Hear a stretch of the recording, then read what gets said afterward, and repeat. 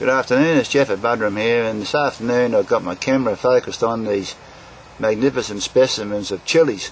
These are the BHUT JOLOKIA, commonly known as ghost chili.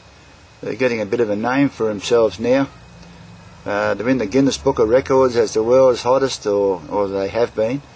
I believe there's a hotter chili now, the Trinidad Scorpion, but these rate at just over 1 million Scoville units of heat, and I believe the Trinidad Scorpion are about 1.4 million. But when you compare it to the jalapeno, which is a common chili that everybody knows about, they rate between 5 and 10,000 Scoville units. So these BHUT JOLOKIAs are about 100 to 200 times hotter. So they're to be treated with the utmost respect. So I went through a fad where I had about 17 of these plants growing, and because they grow so well here in southeast Queensland, I ended up with a tucker box freezer half full of them.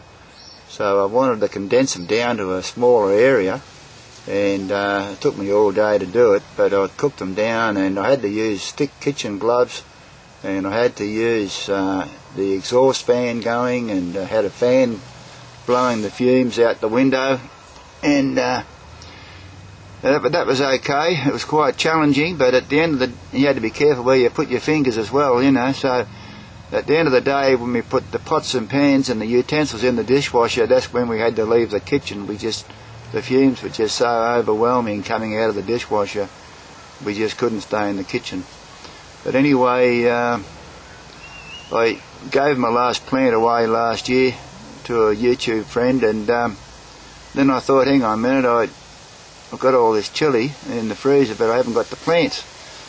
So I had about 30 seeds, and so I planted them in the little nursery, and only 2 of them sprouted, so I was lucky I planted them when I did, otherwise I mightn't have got any.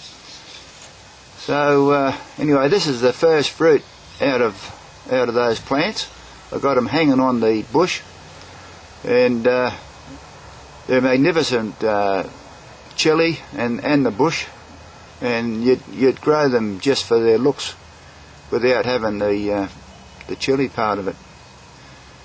So I noticed, this is my little observation that I noticed with thinking about it all. I noticed that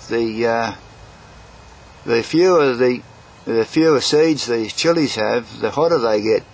Because I cut 2 of them open there last week to plant, and I only noticed half a dozen seeds in each one.